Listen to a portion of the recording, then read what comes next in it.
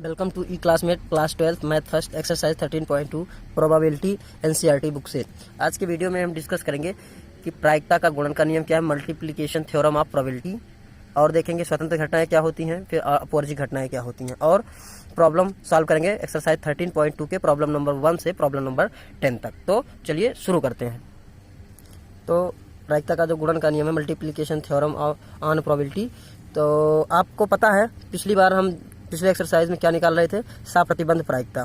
साप्रतिबंध प्रायिकता, ठीक।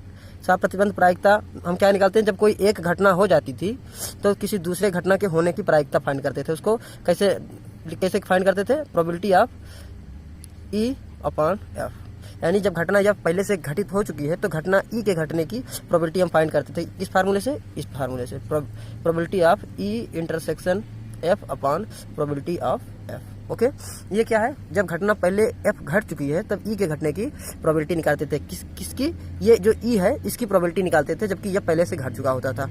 अब हम प्रायिकता के गुणन के नियम से क्या निकालेंगे, इन दोनों के, ई और एफ के दोनों के घटित होने की प्रोबेबिलिटी फाइंड करेंगे। ठीक है, घटित होने की प्रायिकता निकालेंगे। आप देखें इसको, अगर हम इसमें ऐसे तिरछा गुणा कर दें इसको तो क्या हो जाएगा, प्रोबेबिलिटी ऑफ एफ, ये मल्टीप्लाई होकर यहाँ आ गया, उसके बाद probability of E upon F is equal to क्या हो जाएगा, probability of E intersection F. ये प्रोबेबिलिटी ऑफ इंटरसेक्शन एफ क्या है, probability of E intersection F है ई और एफ दोनों के घटित होने की प्रायिकता। ठीक है, तो यही है मल्टीप्लिकेशन थ्योरम आपका। ई और एफ की जो घटित होने की प्रायिकता है वो एफ के घटित होने की प्रायिकता, उसके बाद में ई के घटित होने की प्रायिकता, जबकि एफ पहले से घटित हो चुका है कि गुणन के बराबर होगी। ठीक है, ये ही कहता है आपका प्रायिकता का गुणन का नियम। इसको अगर जनरलाइज किया जाए तो जनरल तरीके से इसे कैसे लिखेंगे, इसको ऐसे लिखेंगे, probability of E intersection F is equal to, इस प्रकार भी लिख देते हैं इसको, प्रोबेबिलिटी ऑफ ई एफ एक साथ ऐसे लिख देंगे, is equal to probability of F into probability of E upon F. अथवा क्या है, हो सकता है पहले ई घटना हो गई हो तो पहले घटना ई घटित हुई हो, उसके बाद एफ घटे, तो क्या हो जाएगा, probability of F, probability of E into probability of F upon E. Okay, ऐसा भी हो सकता है। ये क्या है, किन्हीं दो घटनाओं के लिए है, किन्हीं दो घटना के घटित होने की प्रोबेबिलिटी है। ठीक है, कि घटनाएं दोनों घटित हों। और अगर कोई तीन घटना है तो probability of E F and G, तो क्या हो जाएगा, प्रोबेबिलिटी ऑफ आपका हो जाएगा E into probability of G, E घटित हो चुका है already. Okay, into probability of यहाँ पे एफ लिखते हैं इसको, probability of F upon E. ठीक है, इंटू प्रोबेबिलिटी ऑफ आपका जी अपॉन, जब दोनों घटनाएं हो चुकी हैं, ई भी हो चुका है और यह भी हो चुका है, तो ई इंटू एफ। ठीक है, ये हो जाएगा आपका कि तीन घटना की प्रोबेबिलिटी ई एफ जी की घटित होने की प्रोबेबिलिटी है। ओके, ये आपका जनरलाइज फार्मूला हो गया। ठीक है, ये किससे आया, ये मल्टीप्लिकेशन थ्योरम ऑन प्रोबेबिलिटी से हमने निकाला है। ये आप देखेंगे तो ये साप्रतिबंध प्रायिकता का ही परिवर्तित रूप है।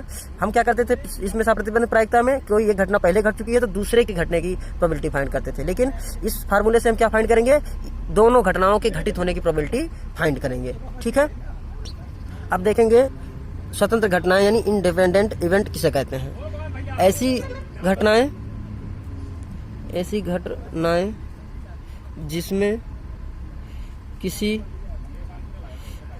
घटना के घटने का प्रभाव दूसरी घटना पर न पड़े। ठीक है, उसे क्या कह देंगे, स्वतंत्र घटना कह देंगे।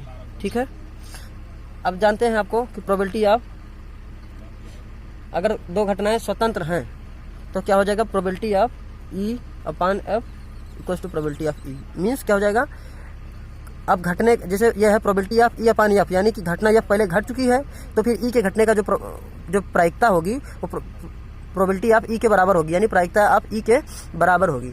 कैसे, क्योंकि एफ के घटने का कोई प्रभाव इसमें पड़ेगा नहीं, इसलिए जो probability of E upon F equals to probability of E हो जाएगा। ठीक है, ऐसे आप देखेंगे probability of F upon E equals to probability of क्या हो जाएगा, सिर्फ एफ, क्योंकि ई पहले घट चुका है, इसका प्रभाव यहाँ पे पड़ेगा नहीं, क्योंकि क्या है, स्वतंत्र घटना है। आपको पता है इन दोनों स्थिति में जो है क्या है, पी ऑफ एफ जो है, जो नीचे है, डज नॉट इक्वल्स टू 0 होना चाहिए।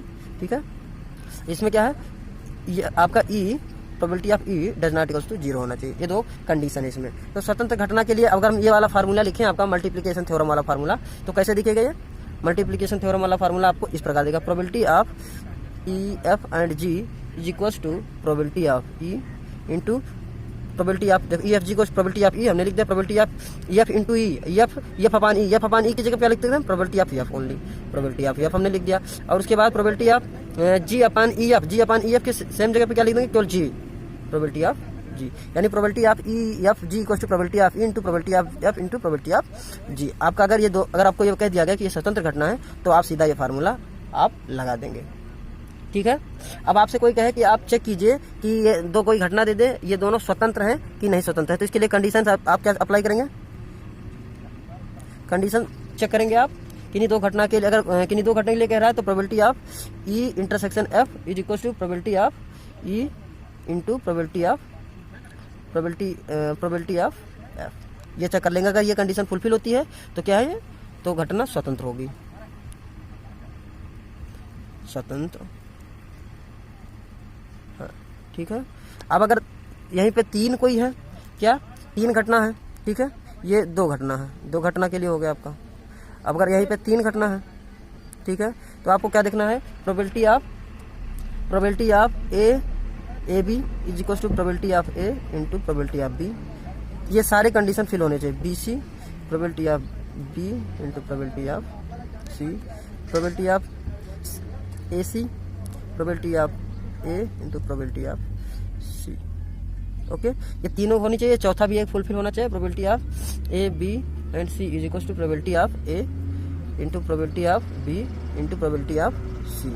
ओके, ये जो है चारों, ये तीन और ये एक, ये चारों कंडीशन अगर फुलफिल होते हैं, ठीक है, तो ये जो है क्या स्वतंत्र घटनाएं होंगी, स्वतंत्र घटना हो जाएगी। ये तीनों जो घटनाएं आपस में स्वतंत्र हो जाएंगी, स्वतंत्र घटना होंगी। ठीक है। अब हम आपको बताएंगे कि अपवर्जी घटना क्या है, अपवर्जी घटना। ओके, तो अपवर्जी घटना किसे कहते हैं, यदि probability of A intersection B यानी ए बी इक्वल टू हो जाए आपका 0, तो ये घटनाएं जो है आपस में क्या है, अपवर्जी हो जाएंगी। ठीक है, दोनों के घटने की प्रोबेबिलिटी अगर 0 हो जाती है तो घटनाएं क्या हो जाएंगी, अपवर्जी हो जाएंगी। अब हम देखेंगे क्या प्रॉब्लम।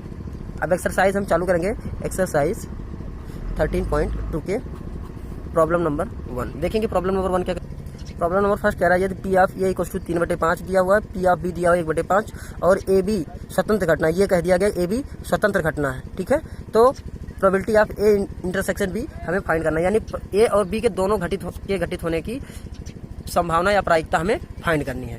तो पी ऑफ ए दिया, पी ऑफ बी दिया है और ये भी दिया कि ये दोनों घटनाएं जो है स्वतंत्र हैं। तो आपको पता है स्वतंत्र घटना अगर आपको दिया गया है तो आप फार्मूला कौन सा लगाएंगे, probability of A intersection B is equal to probability of A into probability of B, आपको पता है।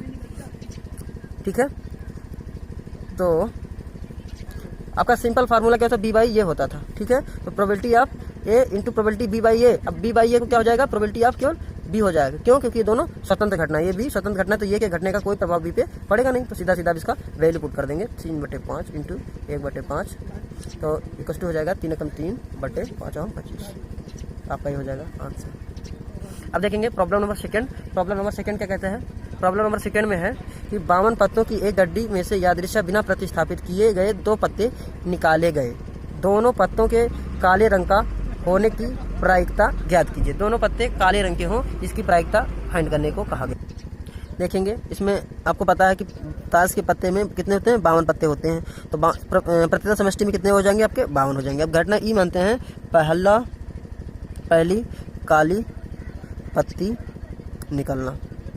ठीक है, हमने घटना मान लिया ई, पहली काली पत्ती निकले, तो प्रोबेबिलिटी ऑफ ई क्या हो जाएगा, आपको पता है कितनी काली पत्ती होती है, टोटल 52 पत्तों में से 26 काली पत्ती होती है, तो 26 में से कोई भी एक निकालेंगे हम, अपान 52 क्या है, प्रत्येक समष्टि नीचे कितने 52 अवयव हैं, तो ठीक है 26 अपान 52 हो जाएगा आपका, ये 26 कम 26 दूना 52, ये अपान तो हो जाएगा। ठीक है, प्रोबेबिलिटी ऑफ ई आपका हो गया। अब घटना एफ हम देखेंगे क्या है, घटना एफ क्या है, दूसरी काली पत्ती निकलना। ठीक है, तो प्रोबेबिलिटी ऑफ एफ, अब आपको क्या है, घटना ई पहले घट चुकी है, साप्रतिबंध प्रायिकता हमसे पूछ रहा है घटना एफ की। ठीक है, तो साप्रतिबंध प्रायिकता हमसे पूछ रहा है, जबकि घटना ई जो है पहले घट चुकी है। तो प्रोबेबिलिटी ऑफ घटना एफ पहले घट चुकी है, प्रोबेबिलिटी ऑफ एफ अपान ई हमसे पूछ रहा है। तो आपको पता है आप इसको डायरेक्ट कर सकते हैं, जरूरी नहीं है, ठीक है। यही वाली probability of F upon E formula equals to probability of E intersection F upon probability of F. ये लगाने की कोई ज़रूरत नहीं है, आप डायरेक्ट सोच के इसे लिख सकते हैं। क्या है डायरेक्ट कि 26 पत्ते काले थे, एक पत्ते इसमें निकल गया, उसके बाद कितने बचे 25, ठीक है। अपान अब नीचे प्रत्यय समष्टि में से एक निकल गया तो कितने बचे हैं, दोबारा रखा नहीं गया है, तो एक पत्ता निकल गया, कितना बचे इसमें 51, यानी 25/51। आप डायरेक्ट इसको probability of E upon F find कर सकते हैं। अब आपको क्या फाइंड करना है, दोनों काले पत्ते, यानी probability of E intersection F equals to probability of E into probability of E upon F. Probability of E आपको पता है कितना है, 1/2 into probability of E upon F आपने निकाला है 25/51। ओके, तो आपका कितना हो जाएगा 25/51 दूना 102, आपका ये हो जाएगा आंसर। ओके, अब देखेंगे next problem number 3। Problem number 3 में क्या है, संतरों के एक डिब्बे का निरीक्षण, उसमें से 3 संतरों को यादृच्छा बिना प्रतिस्थापित किए हुए निकाल कर किया जाता है। यदि तीनों निकाले गए संतरे अच्छे हों, डिब्बे को बिक्री के लिए स्वीकृत कर दिया जाता है, अन्यथा अस्वीकृत कर देते हैं। एक डिब्बे में जिसमें 15 संतरे हैं, जिसमें से 12 अच्छे 3 खराब संतरे हैं, के बिक्री के लिए स्वीकृत होने की प्रायिकता, बिक्री के लिए स्वीकृत होने की प्रायिकता, यानी कि तीनों अगर संतरे अच्छे होते तभी बिक्री के लिए दिया जाता है। क्या है, तीनों संतरे अगर अच्छे होते हैं तो बिक्री के लिए दिया जाता है, यानी कि 12 संतरे अच्छे हैं 3 खराब है, यानी 12 में से पहला भी अच्छा निकले, दूसरा भी अच्छा निकले, तीसरा भी अच्छा निकले, तो इसकी क्या प्रायिकता है कि तीनों संतरे अच्छे निकले, तभी तो अपना डिब्बा बिक्री के लिए स्वीकृत होगा। अब देखेंगे, हम सॉल्व करेंगे इसको। हमें पता है कि डिब्बा तभी सेल होगा यदि तीनों संतरे जो अच्छे निकले इसमें, ठीक है। तो हम घटना ई मानते हैं कि पहला संतरा अच्छा निकले, पी ऑफ ई क्या हो जाएगा, पहला संतरा अच्छा निकलने की क्या है प्रोबेबिलिटी क्या हो जाएगी, 12 अच्छे हैं तो 12/15, तो इसमें 12/15 हो जाएगा इक्वल इंटू प्रोबेबिलिटी ऑफ आपका एफ जो क्या हो जाएगा, प्रोबेबिलिटी ऑफ एफ इसमें क्या हो जाएगा, यानी इस पहला अच्छा संतरा निकले, दूसरा भी अच्छा निकले। अब दूसरा अच्छा क्या है, इसमें 12 में और 15 में से एक निकल गया है, तो 12 में से एक निकल गया, कितना बच गया 11, और 15 संतरे थे कुल, उसमें से भी एक निकल गया, तो कितना बचेगा यहाँ 14, ठीक है। सर प्रोबेबिलिटी ऑफ जी कितना हो जाएगा 10/13। अब आपको पता है प्रायिकता के गुणन के नियम से, प्रायिकता के गुणन के नियम से क्या है, डिब्बे के बिकने की प्रायिकता बराबर तीनों संतरे अच्छे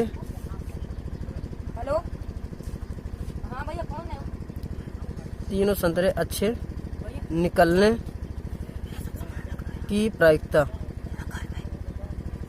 ओके, ठीक है। तो तीनों संतरे अच्छे निकलने की प्रायिकता, तो आपको पता है probability of E into F into G equals to probability of E into probability of F जबकि ई हो चुका है, इंटू प्रोबेबिलिटी ऑफ जी जबकि ई और एफ दोनों, ई और एफ दोनों हो चुका है, ठीक है।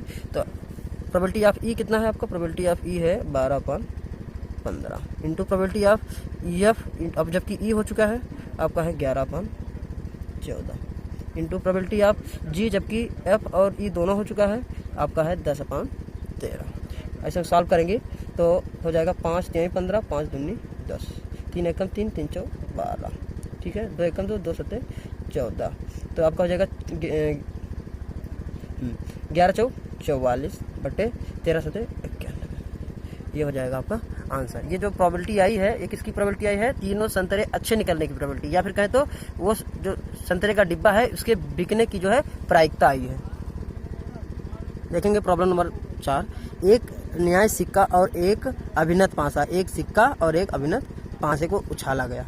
मान ले एक घटना सिक्के पर चित्त प्रकट होता है, घटना बी पासे पर संख्या 3 प्रकट होती है को निरूपित करते हैं, तो निरीक्षण कीजिए कि घटनाएं ये भी स्वतंत्र हैं या नहीं। हमें क्या चेक करना है, स्वतंत्र हैं कि नहीं स्वतंत्र हैं, ये हमको चेक करना है। पहले घटना जो आपका ये है का सिक्के पे चित आना, और घटना बी क्या है पासे पर संख्या 3 प्रकट होना, ठीक है। तो चलिए इसको हम सॉल्व करते हैं।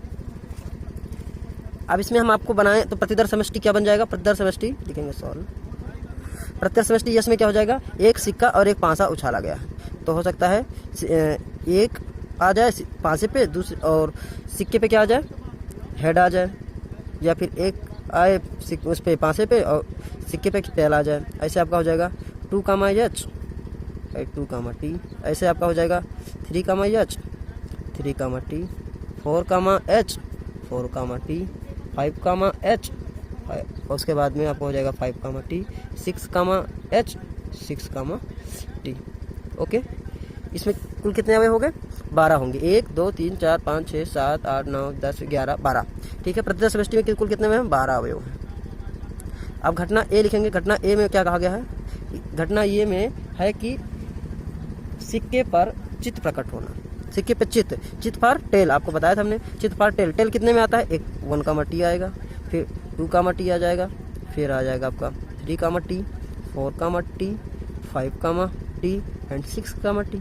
ठीक है, कुल कितने हो गए, 6 हो गए। यानी प्रोबेबिलिटी ऑफ ये आपका हो गया 6/12 बस टू 1/2, 6 कम 6 6 दूनी 12। ठीक है, अब प्रोबेबिलिटी ऑफ बी देखेंगे। प्रोबेबिलिटी ऑफ बी में क्या कहा गया है कि घटना बी में है कि पासे पर 3 प्रकट होती है, तो पासे पे 3 तो ये स्थिति प्रकट होगा, या 3 यहाँ पे 3 कामा एच या तो 3 कामा टी, यानी कि 3 कामा एच या फिर 3 कामा टी, यही 2 अवयव हैं इसके। यानी कि प्रोबेबिलिटी ऑफ बी आपका क्या हो जाएगा 2 कितने हैं कुल प्रत्यक्ष समष्टि 12 अवयव, 2/12 यानी 1/6 हो जाएगा, 1/6। अब हमें ये चेक करना है कि ये और भी स्वतंत्र हैं या नहीं। हमने आपको बताया था कि ये 2 घटनाएं स्वतंत्र होंगी यदि क्या है, probability of E/F equals to probability of E हो जाए। ठीक है, या फिर probability of F/E equals to probability of F हो जाए, या फिर और हम 2 घटनाओं के लिए कंडीशन क्या बताए थे हमने, probability of E intersection F equals to probability of E into probability of F हो जाए। यानी दोनों के घटनाओं के घटित होने की प्रोबेबिलिटी, दोनों घटनाओं के अलग अलग प्रोबेबिलिटी घटित होने की प्रोबेबिलिटी के गुणन के बराबर हो जाए। ओके, अब देखेंगे तो probability of A, probability of A ये इंटरसेक्शन बी फाइंड करेंगे। Probability of A intersection B क्या है, probability of A into probability of B/A। ठीक है, तो हम यहाँ से निकालेंगे प्रोबेबिलिटी ऑफ ए आपका कितना है, प्रोबेबिलिटी ऑफ ए है आपका 1/2 इंटू प्रोबेबिलिटी ऑफ B/A क्या है, आपको पता है प्रोबेबिलिटी ऑफ B/A, B/A यानी पहली घटना B/प्रोबेबिलिटी ऑफ B/A इक्वल्स टू दोनों घटनाओं के। अब इसमें दोनों घटनाओं में क्या है, दोनों कॉमन कितनी है, ये सिर्फ एक कॉमन होगा, इसमें टी है सिर्फ 1/12। ठीक है, अब probability of A probability of B/A equals to probability of ये इंटरसेक्शन B/प्रोबेबिलिटी ऑफ ए, तो 1/12 अपॉन प्रोबेबिलिटी ऑफ ए, ये आपको कितना है 6/12, 12 कट जाएगा 1/6 आ जाएगा। ठीक है, यानी आपका ये आ गया 1/6 इक्वल्स टू प्रोबेबिलिटी हमें फाइंड करना 1/2 इंटू 1/6 यानी 1/12 आपका हो जाएगा probability of A intersection B. हम कह रहे हैं कि probability of A intersection B हमने निकाल लिया। अब कंडीशन में हमने आपको बताया था कि हमें क्या शो करना है, probability of E intersection F equals to probability of E into probability of F. ठीक है, तो probability of A intersection B equals to probability of ये इंटू प्रोबेबिलिटी ऑफ बी। ठीक है, तो इतना बराबर हमने निकाल लिया 1/12 equals to probability of A कितना है 1/2 इंटू प्रोबेबिलिटी ऑफ बी क्या है 1/6, तो ये क्या हो जाएगा इक्वल्स टू 1/12। ठीक है, ये बराबर हो गया, यानी कि दोनों घटनाएं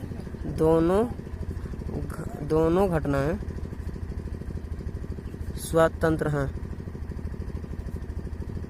ओके, अब देखेंगे नेक्स्ट प्रॉब्लम नंबर 5 कहता है एक पासे पर 1 2 3 लाल रंग से और 4 5 6 जो है हरे रंग से लिखे गए हैं। एक पासा है जिसपे 3 अंक जो है 1 2 3 लाल रंग से लिखे गए हैं, 4 5 6 हरे रंग से लिखे गए हैं। इस पासे को उछाला गया। मान लें कि घटना ए सम संख्या है और घटना बी संख्या लाल रंग से दिखाई देगी। 2 घटनाएं हैं, ये घटना क्या है सम संख्या आ जाए ऊपर, या फिर घटना बी में क्या है संख्या लाल रंग से दिखाई निरूपित करता है। तो ये तथा बी स्वतंत्र घटना है कि नहीं है, ये हमें फाइंड करना है कि ये और बी जो है स्वतंत्र घटना है या नहीं है। तो चलिए इसको सॉल्व करते हैं। ये कौन सा है, प्रॉब्लम नंबर 5। अब देखेंगे इसमें हम 5 नंबर है सॉल्व। इसमें प्रतिदर्श समष्टि में कुल कितने अवयव हो जाएंगे? 6 अवयव रहेंगे। 1 2 3 4 5 6, ठीक है, 6 अवयव हो जाएगा इसमें, ठीक है। नंबर ऑफ इसमें अवयव 6 हो जाएगा इसमें प्रतिदर्श समष्टि में। अब देखेंगे हम घटना ए आपका क्या था? सम संख्या आना, तो सम संख्या कितने आएगा? 2 4 6 बस 3, यानी प्रोबेबिलिटी ऑफ ए आपका कितना हो गया? 3/6 इक्वल्स टू हाफ, ठीक है। घटना आपका ये था कि सम संख्या आए। अब घटना भी था क्या? संख्या लाल रंग की दिखाई दे। तो लाल रंग की संख्या में क्या है? बी में क्या है? लाल रंग की संख्या में कौन कौन सी लाल रंग की संख्या है? 1 2 3, ठीक है। 1 2 और 3 जो है लाल रंग से लिखे गए थे। इसमें प्रोबेबिलिटी ऑफ बी आपकी कितनी हो जाएगी? 3/6 इक्वल्स टू हाफ। अब ये क्या कह रहे हैं कि ये दोनों घटनाएं स्वतंत्र हैं कि नहीं स्वतंत्र हैं, ठीक, ये इनको पता करना है। तो probability A intersection B, A intersection B पहले हम फाइंड कर लेते हैं। ए इंटरसेक्शन बी कितना हो जाएगा इसमें? ये और बी में कॉमन क्या है? 2 4 6 1 2 3, यानी 2 2 ये कॉमन है, ठीक है। तो 2 इसमें एक अवयव कॉमन हो गया। तो probability of A intersection B आपका कितना हो जाएगा? 1/, एक अवयव इसमें टोटल समष्टि में 6, 1/6, ओके। अब हम देखेंगे आपको क्या दिखाना होता है अगर घटनाएं स्वतंत्र हैं, ये दिखाना है। तो सबसे पहले क्या दिखाना होगा हमें? Probability of A intersection B is equals to probability of A into probability of B, हमें ये शो करना होगा। Probability of A intersection B हमने ये निकाल रखा, कितना है? 1/6। प्रोबेबिलिटी ऑफ ए आपका है half into probability of B क्या है आपका? हाफ, यानी कितना है? इक्वल्स टू 1/4, यानी 1/6 does not equals to 1/4। Hence these events are not independent, ठीक। हमने ए इंटरसेक्शन बी निकाल के probability of A into probability of B के इक्वल किया, तो इक्वल नहीं आया, यानी ये जो घटनाएं हैं स्वतंत्र नहीं है, ये असवतंत्र घटनाएं हैं। आपका ये प्रॉब्लम सॉल्व हो गया, प्रॉब्लम नंबर 5। अब देखेंगे प्रॉब्लम नंबर 6। प्रॉब्लम नंबर 6 में क्या कह रहा है? प्रॉब्लम नंबर 6 में सेम टाइप प्रॉब्लम है। देखेंगे इसमें क्या कह रहा है। तो मान लें कि ई एफ दो घटनाएं इस प्रकार है कि probability of E 3/5, probability of F 3/10, probability of E intersection F 1/5 है। तो ई एफ स्वतंत्र है कि नहीं है, फिर हमें वही चेक करना है। तो आपको पता है कि स्वतंत्रता दिखाने के लिए क्या किया जाता है? Probability of E intersection F, probability of E intersection F is equals to probability of E into probability of F, ये हमें शो करना होता है। तो E probability of intersection F आपका दिया हुआ 1/5 is equals to probability of E 3/5 into probability of F आपका 3/10। तो आपका ये कितना हो जाएगा? 9/50, 9/50 यानी 1/5 डज नॉट इक्वल्स टू 9/50। सो क्या है? ये स्वतंत्र घटना नहीं है, स्वतंत्र घटना नहीं है, ठीक। ये भी आपका सॉल्व हो गया प्रॉब्लम नंबर 6। अब देखेंगे प्रॉब्लम नंबर 7, ठीक है। प्रॉब्लम नंबर 6 आपका है ई और एफ जो है परस्पर स्वतंत्र घटना नहीं। अब देखेंगे प्रॉब्लम नंबर 7। प्रॉब्लम नंबर 7 में क्या कह रहे हैं? प्रॉब्लम नंबर 7 कह रहा है कि ए और बी ऐसी घटनाएं दी गई हैं जहां P of A equals to 1/2, P of A union B equals to 3/5, probability of B is equals to P मान पी, तो पी का मान ज्ञात कीजिए यदि घटना परस्पर अपवर्जी हो, ठीक है। घटना जो है परस्पर अपवर्जी हो, तो घटनाएं, सेकंड क्या? घटना स्वतंत्र हो। आपको पता है पी ऑफ ये दिया है, पी ऑफ यूनियन बी दिया हो, पी ऑफ बी दिया, P of A union B is equals to P of A plus P of B minus P of A intersection B. आपको ये फार्मूला पता ही है। तो इसमें हम इसको इधर ले आएंगे, P of A intersection B is equals to, इसको उस पार ले जाएंगे, इसकी जगह पे इधर आएगा तो ये प्लस हो जाएगा, इधर जाएगा ये फिर से माइनस हो जाएगा। P of A is plus P of B minus P of A union B. P of A आपका दिया है कितना? पी ऑफ ए आपका दिया है 1/2 प्लस पी ऑफ बी आपका दिया है, पी ऑफ बी आपका दिया है P plus P of A union B आपको दिया है 3/5, यानी कितना है ये? 3/5, यानी कि हो जाएगा आपका ये 10, आपका हो जाएगा 1 प्लस 5 एकम 5 प्लस 6 यानी प्लस पी, यानी 11/10 प्लस पी, क्या आपका? P of A intersection B, ये आ गया। आपको ये पता है अगर दो घटनाएं अपवर्जी हैं, अगर घटना अपवर्जी है। तो क्या होता है, P of A intersection B is equal to 0। तो P of A intersection B is equal to 0 यानी 11/10 प्लस पी इक्वल टू 0 यानी पी इक्वल टू क्या हो जाएगा आपका -11/10। ओके, एक वैल्यू तो ये आ गई आपको। यहाँ से देखेंगे ये क्या है, -3/5 रहेगा। Minus P of A N B है, ए एन बी का वैल्यू 3/5 है, ये आपका -6 होगा यानी यहाँ पे आएगा -1/10 प्लस पी यानी -1/p इक्वल्स टू +1/10।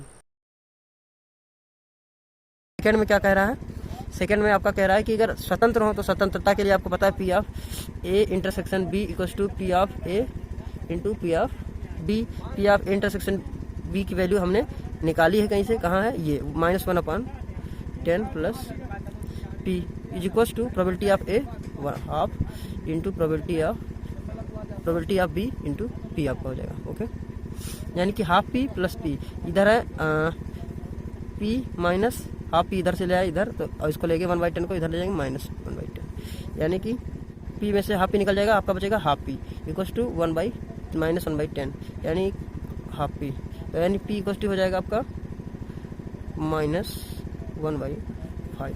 ये आपकी एक वैल्यू ये आ गई -1/5। देखिए माइनस कहाँ से चल रहा है, माइनस कहाँ से आ रहा है, इसको देखेंगे जरा। -1/10 था, इधर ले जाएंगे +1/10 हो जाएगा। ओके, ये भी +1/10 हो जाएगा और हाँ हाफ पी अब इधर हो जाएगा क्या, +1/5। ये आपका आंसर हो जाएगा। ठीक है, अब देखेंगे नेक्स्ट प्रॉब्लम। आपका प्रॉब्लम नंबर 8 कहता है, मान लें ए व बी स्वतंत्र घटनाएं हैं, तो पी ऑफ ए दिया हुआ 0.3 एंड पी ऑफ बी दिया हुआ 0.4। तो इसको फाइंड करना है कि इसको P A intersection B, P of A union B, P of A by B, P of B by A, ये हमको फाइंड करना है। क्या दिया है, घटनाएं जो है ए बी स्वतंत्र हैं और क्या है, पी ऑफ ए दिया, पी ऑफ बी दिया है। अब हमें इसको सॉल्व करना है, तो चलिए सॉल्व करते हैं। ठीक, तो पी ऑफ ए स्वतंत्र घटना है, तो P of A intersection B equals to P of A into P of B. P of A आपका दिया है 0.3 इंटू पी ऑफ बी दिया है आपका 0.4 इक्वल्स टू कितना हो जाएगा, 4 3 12 0.12 0.1 एंड 2, ये हो जाएगा आपका आंसर। अब देखेंगे क्या, P of A union B, ये यूनियन बी, अब आपको पता है P of A union B is equals to क्या होता है, P of A plus P of B minus P of A intersection B. तो पी ऑफ ए आपका दिया हुआ है कितना, 0.3 0.4 माइनस क्या है आपका आया 0.12 0.58 आ जाएगा आपका। ठीक है, ये सेकेंड था, ये आपका फर्स्ट था। अब देखेंगे थर्ड नंबर प्रॉब्लम। थर्ड में क्या कह रहा है, P of A by B, P of A by B find करना है। P of A by B बराबर क्या होता है, पी ऑफ ये intersection B upon P of B. ये इंटरसेक्शन बी हमने कहीं से फाइंड किया है, देखेंगे पी ऑफ इंटरसेक्शन बी आया था 0.12 अपॉन पी ऑफ बी की वैल्यू है 0.4। ठीक है, तो इसमें क्या है, 0 ऐसे बढ़ा देंगे, अब हटा देंगे, 40 हो गया और 4 से काटेंगे, 4 3 12 4 10 40 यानी हाँ 0.3, ये हो जाएगा आपका आंसर। अब देखेंगे फोर्थ में क्या कर रहा है, बी बाई ए पूछ रहा है, पी ऑफ बी बाई ए, तो ऊपर आपको पता है पी ऑफ बी बाई ए, तो आपको पता ऊपर ये सेम रहता है, तो 0.12 अपॉन 0.3 ये आ जाएगा, नीचे 0.3 हो गया, 3 ये हो जाएगा आपका 30 4 3 4 12 और 3 3 कम 3 ओके 10 हो गया, यानी कि आपका 0.4 आ गया। ओके, देखेंगे आंसर मैच कराएंगे क्या सही आ रहे हैं। हाँ, सेकेंड 8 का फोर्थ नंबर प्रॉब्लम में 0.4 ओके 0.3 ओके, उसके बाद में 0.12 0.58 कहीं वाला है, ये 0.58 वाला हो गया, उसके बाद 0.12 ओके सही है, यानी सारे प्रॉब्लम सही है। अब देखेंगे प्रॉब्लम नंबर 9। देखेंगे प्रॉब्लम नंबर 9 क्या कर रहा है, दी गई घटनाएं ए बी ऐसी हैं जहां P of A equals to 1/4, P of B equals to half and P of A intersection B equals to 1/8 तथा तब पी ऑफ ए नहीं बी नहीं। ठीक है, यानी ए नॉट बी नॉट ज्ञात करना है हमको। ठीक है, अब देखेंगे प्रॉब्लम नंबर 9 सॉल्व करेंगे। ये क्या पूछ रहा है, प्रोबेबिलिटी ऑफ ए नहीं और बी नहीं, और का मतलब होता है इंटरसेक्शन और अथवा का मतलब होता है यूनियन। ओके, तो हमें क्या फाइंड करना है, P probability of A not और का मतलब intersection B not equals to क्या होता है, probability of A union B the whole not equals to 1 minus probability of A union B. इसको इस प्रकार लिखा जा सकता है। ठीक है, प्रोबेबिलिटी ऑफ, अब हमें फाइंड कर लेना है यहाँ probability of A union B is equals to probability of A plus probability of B minus probability of A intersection B. Probability of ये आपका 1/4 प्लस 1/2 और माइनस 1/8। ओके, टोटल का 8 हो जाएगा, ये हो जाएगा आपका 2 और ये जो चौका 4 से मल्टीप्लाई है प्लस 4 माइनस 1 यानी कि कितना हो जाएगा 5/8। अब 5/8 इसकी 1 माइनस 5/8 इक्वल्स टू 8 कम ये 8 हो जाएगा, 8 कम 8 माइनस 5/8 इक्वल्स टू 3/8। आपका आंसर आ गया। ठीक है, यही फाइंड करना था probability of A not intersection B not. तो इसको लिख सकते हैं probability of A union B का होल नॉट, ए अथवा बी दोनों के ना होने की संभावना हमें फाइंड करना था। इक्वल्स टू क्या है, ए दोनों के ये और बी में से किसी एक के होने की संभावना, अगर एक में से घटा ली जाएगी तो दोनों के नहीं होने की संभावना मिल जाएगा। ठीक है, ऐसे हमने ये आंसर फाइंड कर लिया। देखेंगे प्रॉब्लम नंबर 10। देखेंगे प्रॉब्लम नंबर 10 में क्या कह रहा है, पी ऑफ ये दिया हुआ हाफ, पी ऑफ बी दिया हुआ 7/12 and P of A not union B not equals to दिया हुआ है 1/4। तो फाइंड क्या, तो पूछ क्या रहा है, ए और बी स्वतंत्र हैं कि नहीं है, ये पूछ रहा है। इसे सॉल्व करेंगे हम। देखेंगे, अब आपको पता है ये P of A not union B not equals to क्या होता है, probability of A union B the whole not equals to 1 minus probability of A intersection B. अब ये इंटरसेक्शन बी यहाँ पे दिया हुआ है कि नहीं दिया हुआ है, ये इंटरसेक्शन बी नहीं दिया हुआ। चलिए, तो कोई बात नहीं, हमें 1 minus P of A intersection B, ये ठीक है।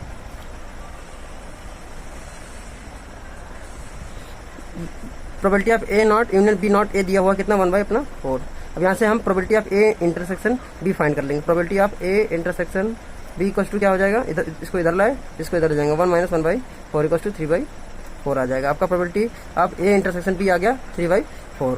ठीक है, अब आपको पता है कि कोई स्वतंत्र है या स्वतंत्र नहीं है घटना, ये कैसे पता करते हैं, probability of A intersection B equals to probability of A into probability of B. अगर ये सिद्ध हो जाता है तो मान लिया जाएगा कि हाँ ये स्वतंत्र है। तो 3 इसका प्रोबेबिलिटी ऑफ इंटरसेक्शन बी हमें निकाल लिया 3/4 equals to probability of A आपका कितना है 1/2 इंटू प्रोबेबिलिटी ऑफ बी कितना है 7/12। सॉल्व करेंगे, देखेंगे 7/24 इक्वल्स टू 3/4, 3/21 जो कि डज नॉट इक्वल्स टू है 3/4 डज नॉट इक्वल्स टू 7/24। अतः घटनाएं स्वतंत्र नहीं हैं। ओके, तो इस वीडियो में बस इतना ही था। Okay, thanks.